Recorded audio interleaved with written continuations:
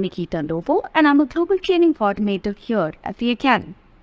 I will be your host for today's webinar, and it is so great to see so many of you join us here today.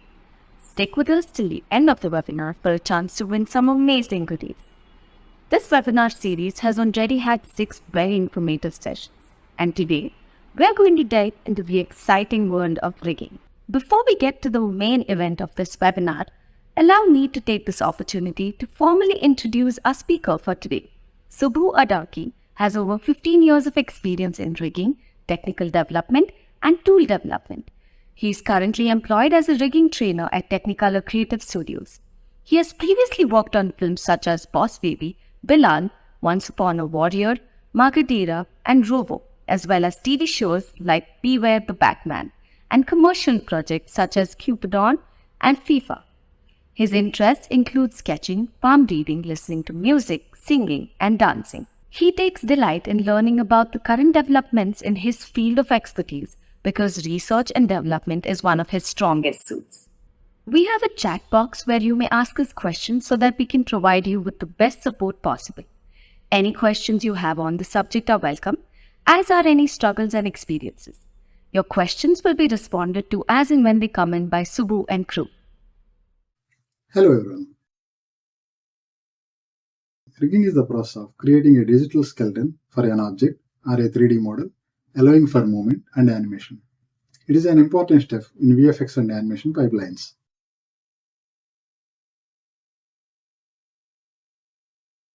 Rigging helps to bring 3D characters and objects to life by adding movement and emotions, allowing them to interact with the environment and other characters.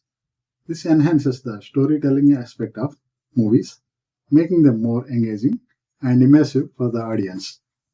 For example, rigging provides a reference for match move to track the movement of the characters in the scene. Accurate tracking helps to integrate the CGI characters seamlessly with the live action footage, making the scene appear more realistic. Some of the recent advancements in VFX rigging include the use of machine learning algorithms to automate certain parts of the rigging process, the development of advanced auto-rigging tools, and the integration of real-time motion capture systems with rigging software for more efficient animation. As you may know, blockbuster movies like The Jungle Book, The Lion King, and Godzilla have set the bar high for high-end rigging work, which is crucial for rigging 3D characters to life. There are several types of rigging in VFX and animation: character rigging, prop rigging, creature rigging, vehicle rigging. Next, let us talk about evolution of rigging pipelines. In the past, manual rigging was a common practice where riggers would create each rig from scratch. However, in recent years, with advancements in technology, rigging has shifted towards more procedural approach.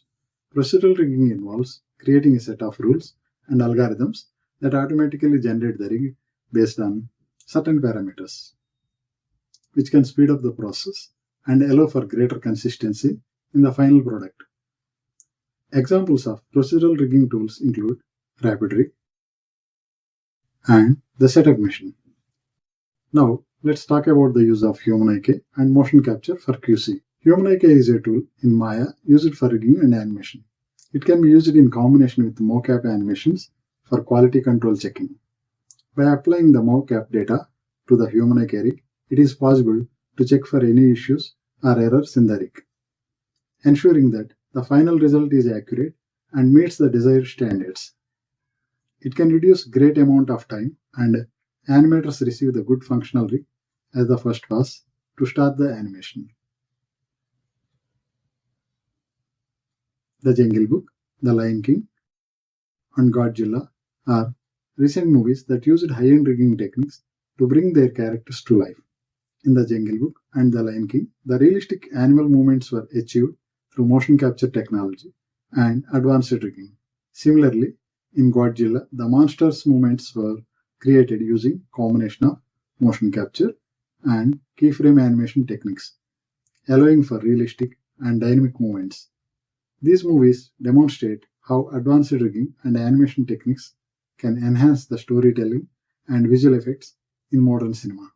Moving on to our next example, let's discuss The Jungle Book.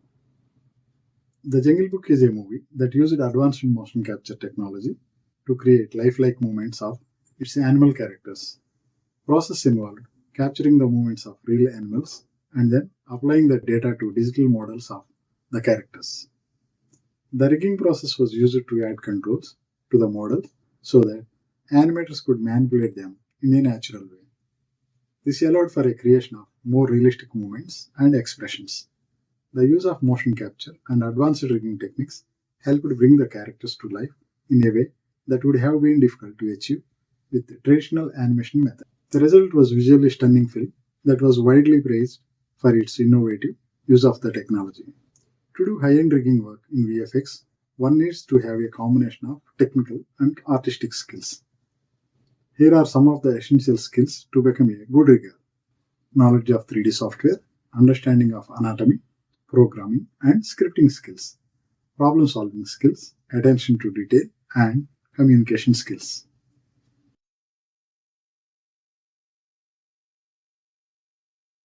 Now, let's have a closer look at the rigging process for a human character.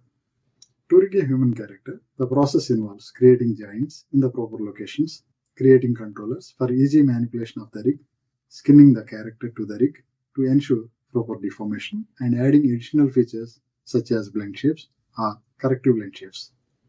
The rigging process mainly involves following steps. Check the line flow of the model. Rigging process starts after the model is in good shape. Create control objects for the rig and ensure they are easy to use for the animators. The control should be intuitive and follow the movements of the character.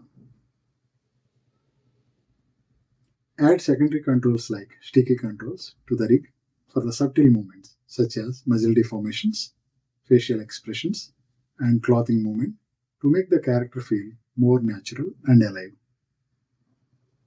Perform checks on the rig such as global transformation and broken hierarchies. Use the mocap animations also for testing the rig with human eye.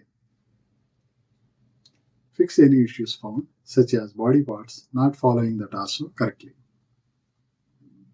Ensure only one top group exists before publishing the rig. You will not only get to learn the best tricks and techniques from industry, but also get hands-on experience through practical exercises with team members while working on similar shots to those that are worked in the industry. Moreover, you will learn from industry professionals like HODs, supervisors, and team leaders. Academic classes are available both domestically and internationally. We are currently in Australia, London, US, and India. And this way, you get to interact with and connect with everyone, everywhere. Learning and exploring the different perspectives of the industry from around the world is the best way to get a better understanding of the industry. Here at the Academy, we'll do the same for you. Now, we'll try to understand rigging more clearly with some examples. Thank you for that very insightful session, Subbu. Let's take a quick break to enjoy a round of trivia where you stand a chance to win some Technicolor Creative Studios goodies. All you have to do is listen to the questions carefully and type your answers in the chat box as fast as you possibly can. Your first question for today.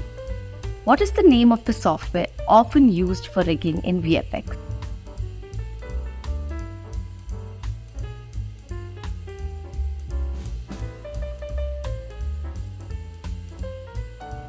Your second question for today. When was the movie King Kong released, which utilized pioneering rigging techniques to animate the character of King Kong?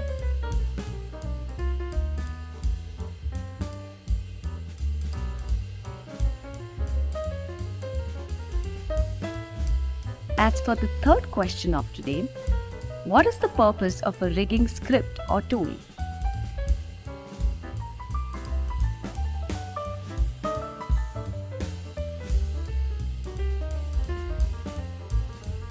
And for your fourth question, what is the name of the process of attaching a skeleton to the mesh?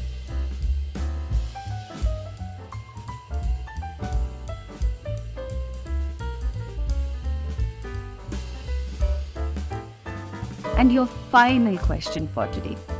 What is the purpose of a rigging control?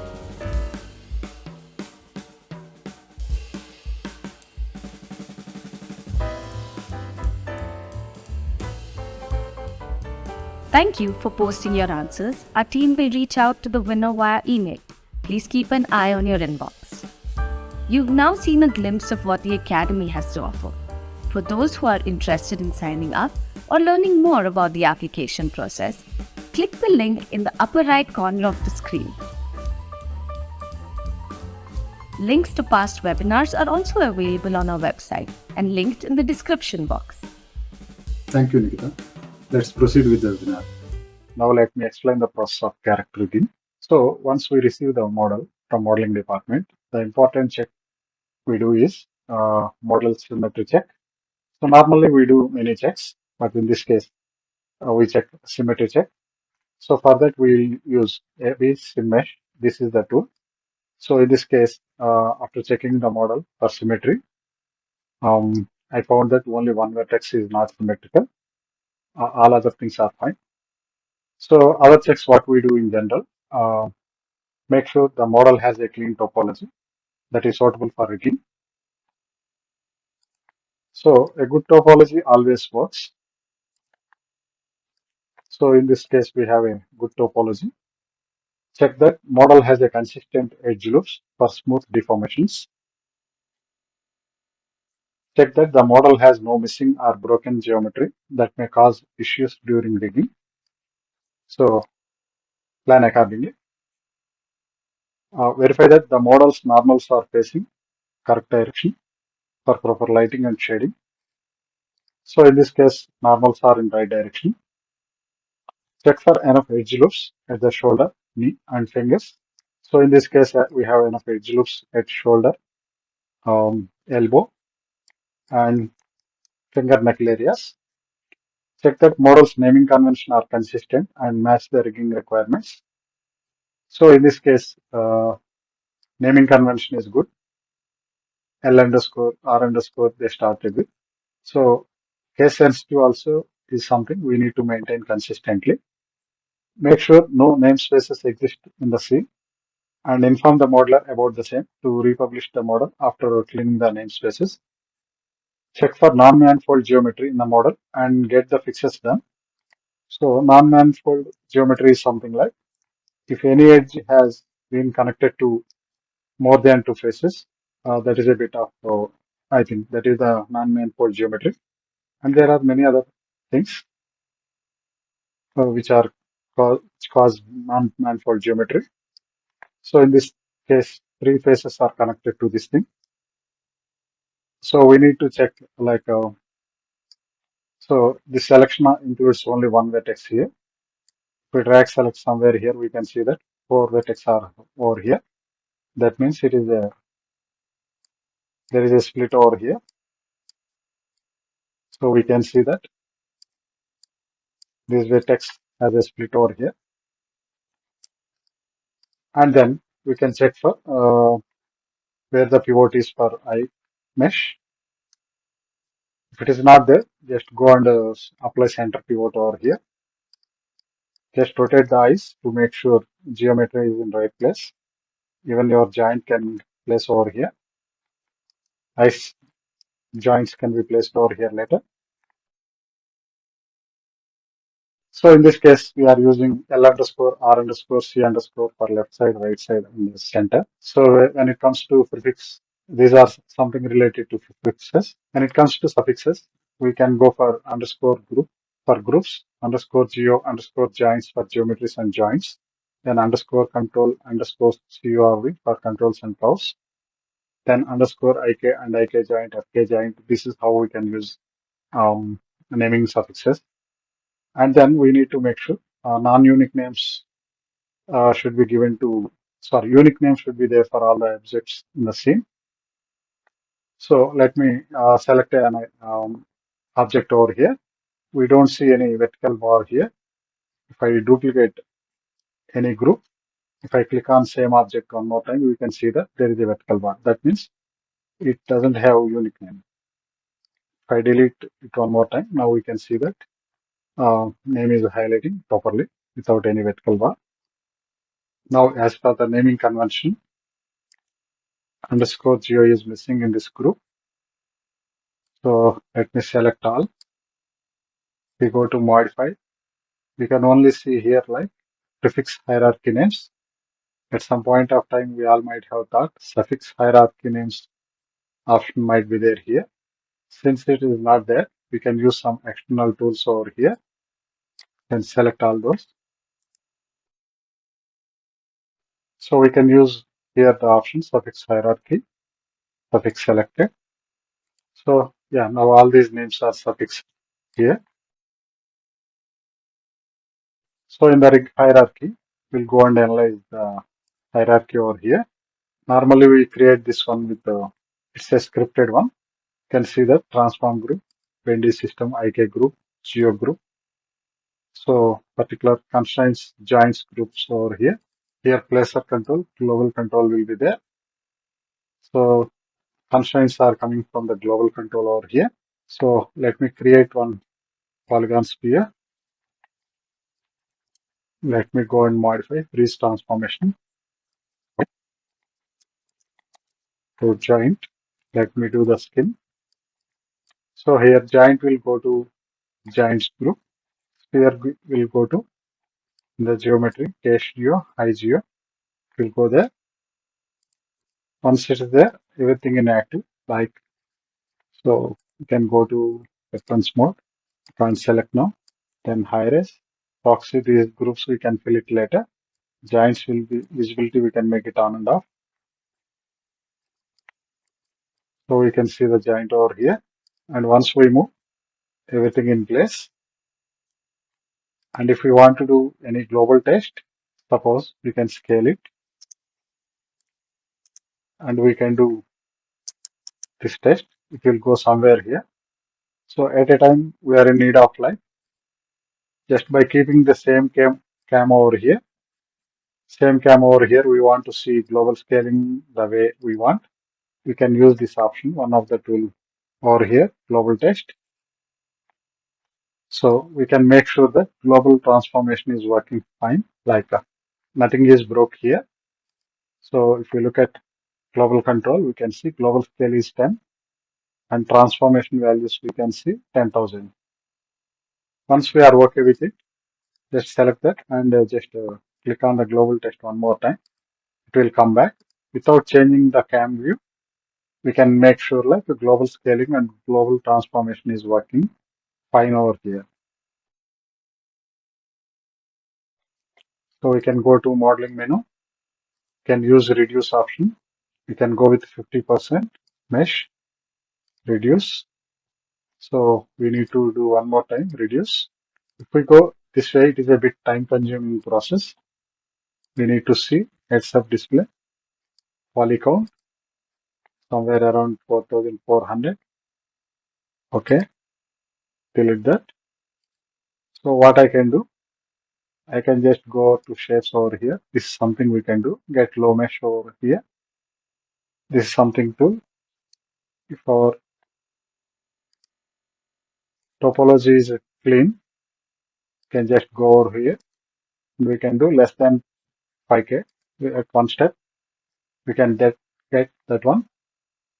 Yeah, it's ready. Can just rename this way, like what I did earlier, something like that. I'm just deleting it here. So I have just added couple of lines over here. I just did a little fine tune over here. We are going to use this low res version here for auto joint placement. Because these days, every studio they are using procedural rigging. We also check one of the procedural rig here and just creating basic setup.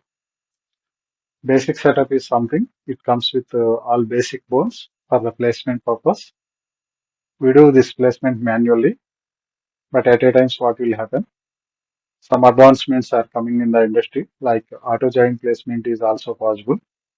I will show that process also now, but here I am using, I had a little bit control over here, like when we are using procedural rig setup, certain things like we can use, like if you look at Hands rig, if we don't want based on certain characters, we don't use hands rig. Suppose if we don't want bendy setup, we'll just switch off this one. Similarly, we can choose various options.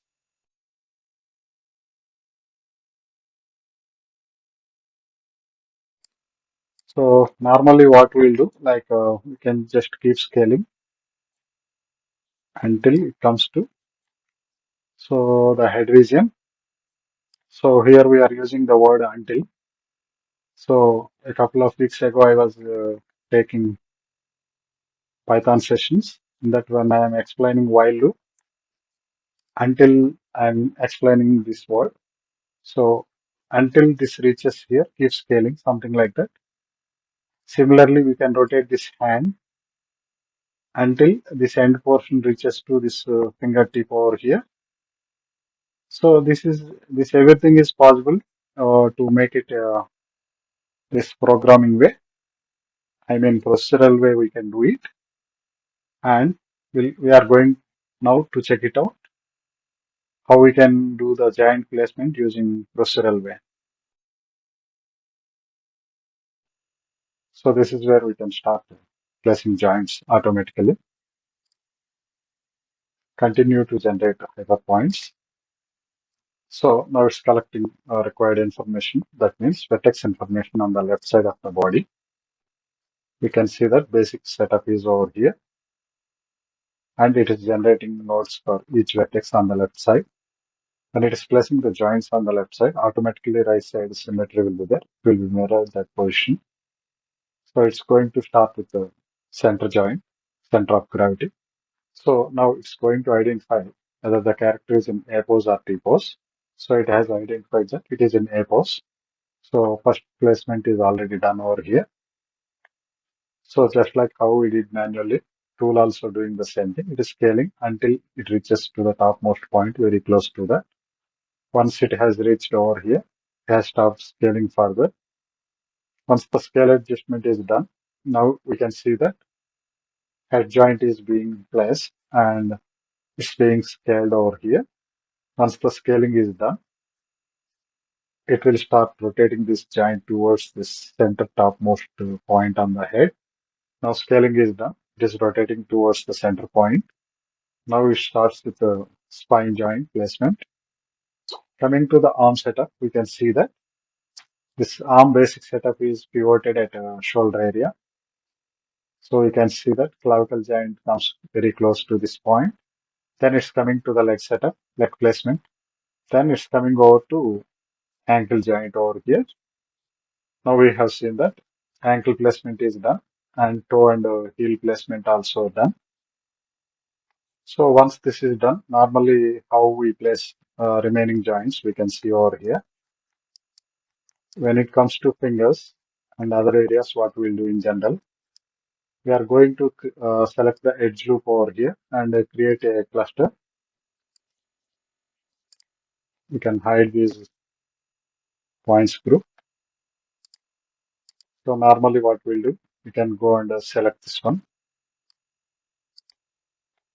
I'm using Alt X command. So we'll snap it this way. Instead of following a regular method over here,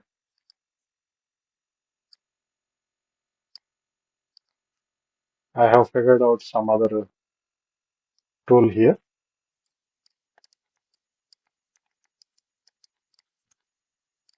So it's a bit faster now. What I will do, for each edge loop, I can select one edge over here.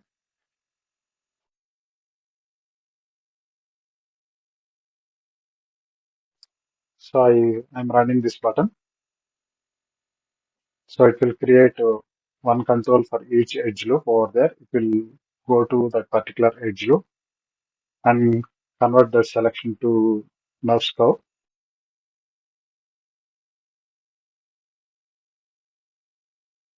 I can create two more over here. So normally we'll place it very close to the wrist here. So then I can do that quickly, snapping those a bit faster one.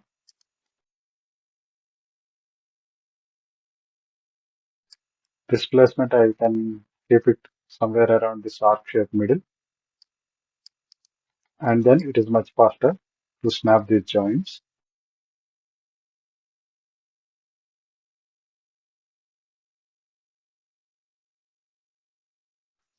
So at the ends, what I can do, I can just quickly, I can do vertex snapping. For the end portions, I can do. So same way, I can complete for the rest of the body.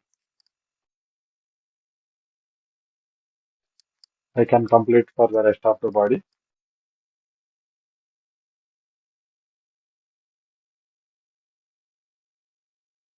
Joint orientation, I will be doing for the finger joints only in this case. So now I'm going to main rig setup over here. Over here, for that I need to run this quick setup twice. In the first part, it will do upper torso and hands and the neck and the head regions. And it will stop when it comes to finger joints to adjust the orientation. Then we can move on to complete the lower part of the legs. Okay. Some other auto rig tools, they can provide custom locators to adjust this orientation in the beginning itself. But in my case, I need to done those. I have to do those. So let me start running this quick setup.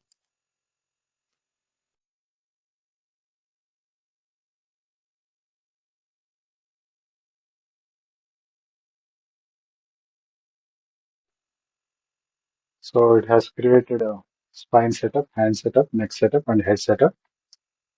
I'm just hiding basic setup for now.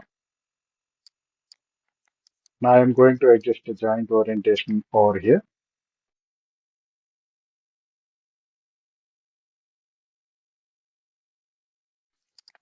When it comes over here, I can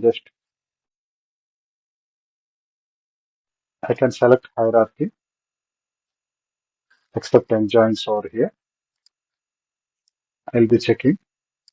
So these last two joint orientation, we need to adjust slightly. It looks fine for index and middle joint. Okay. So for that, what I'm doing,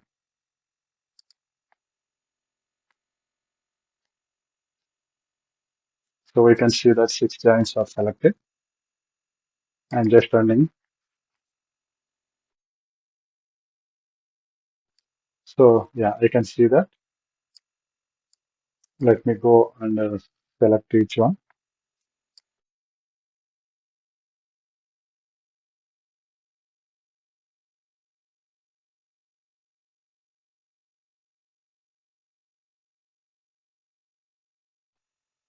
Yeah, I can adjust this way.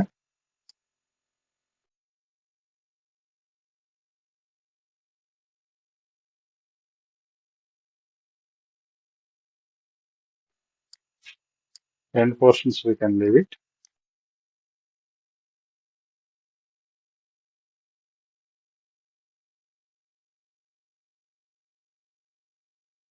We need to select this a bit vertical to this portion.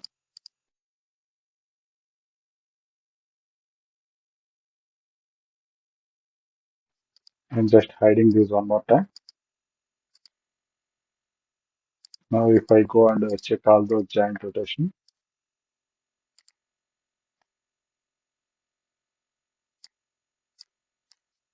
so yeah, now we can see that they are in good shape.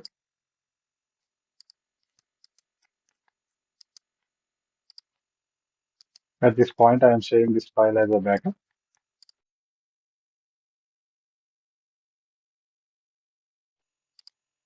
So once the joint placement is done, joint orientation is completed. I'm going over to complete part 2 of the setup.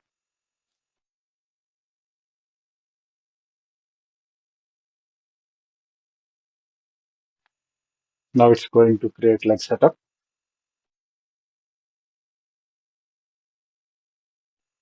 Now it's going to create eye setup also.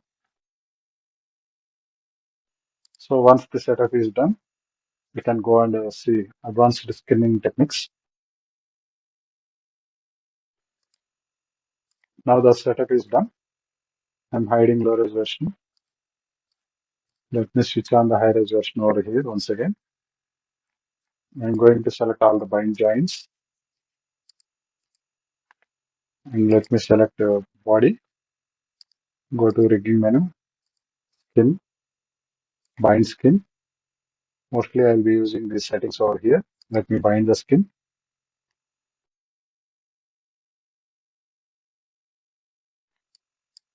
So let me go and check quickly how this, yeah, it was looking good. At least decent face. You can start skinning over here.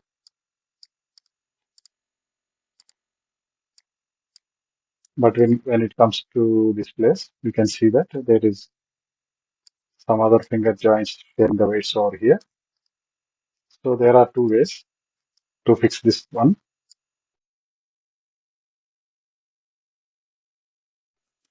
Let me grow selection quickly.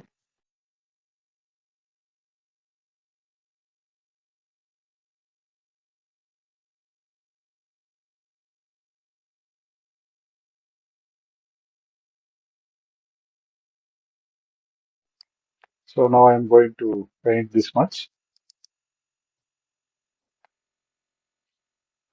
Let me create a set here.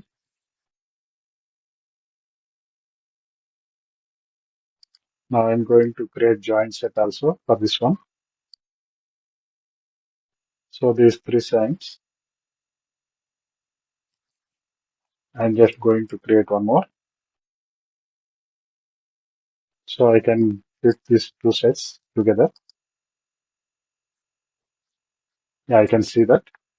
So in a regular conventional way, what we can do, we can go and paint this one and select this one, this particular vertex. And I can go over here, select this one. Normally what I have to do, I have to go these three vertex. I have to kept it unlocked. All other joints I will be locking over. Then I need to wait from these um, side by joints. So instead of doing those things manually, so what I'm doing, I'm just going to enter this mesh over here. Then let me come to skin section. So let me select both of these. So let me select the both, do hyperskin. Okay. That will fix the thing. Like it will remove the influences from ring joints. So like one, two, three, these three joints, the weights will be removed for these vertex. It will take a little time.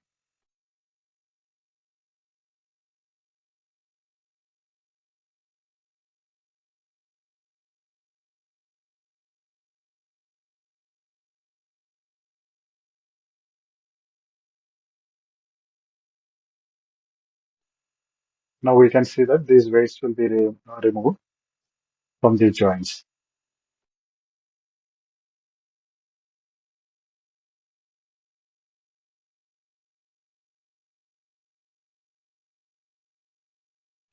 So normally it will be doing for this also, but in this case, some not right.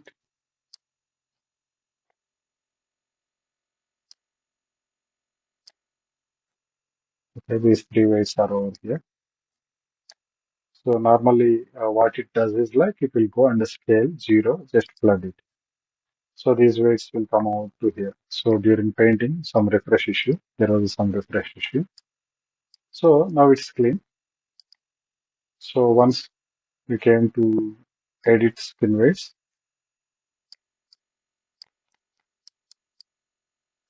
so most of the time what I will follow, I will use the add method. So now these weights related to these CVs are within these three joints.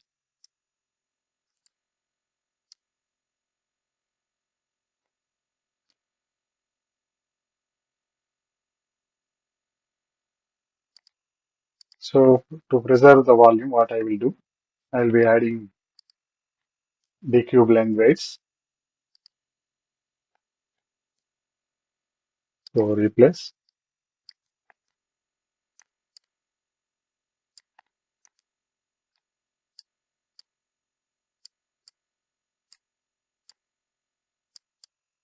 Then later I will bit smooth it out. Similarly, I can paint it over here also. So the volume will be preserved to some extent.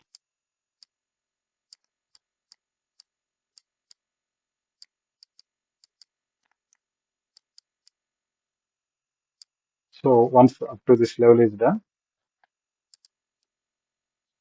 mostly I will use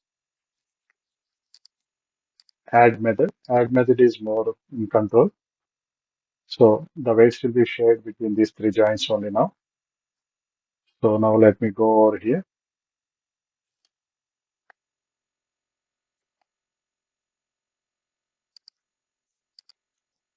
To set the display, I can go to skin. I can switch between these two values. So there are many other tools. It will does the job.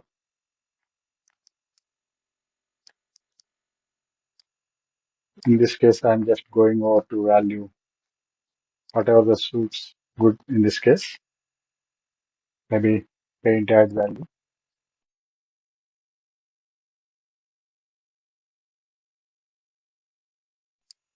It's definitely a faster method.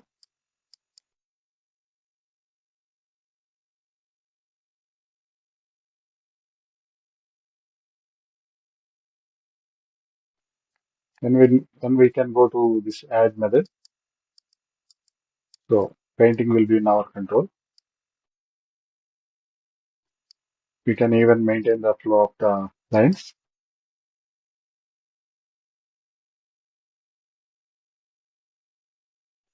So with DQ blend wise, we can see the difference. If we go to classic linear, we are losing the volume. If we go to rate blended method, we can see that this is how it will be maintained. I can do the same for the rest of the fingers. So due to time constraint, I'm just moving on.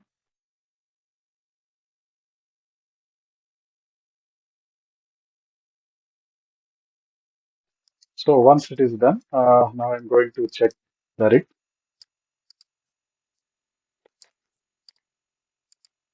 by using mocap system and human IK.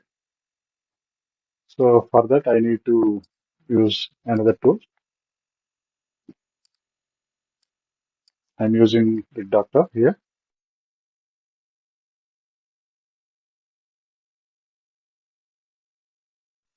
So what I'm doing now, just I'm defining mocap rig.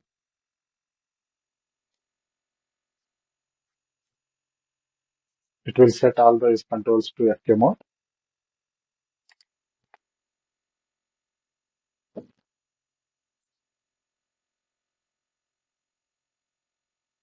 So it is asking to define. Let it continue. So set A pose to T pose. It will find out the parallel T pose. Yes. Now we can see that it has created a locator parallel to here. It will be keep rotating until the FK controller reaches over here.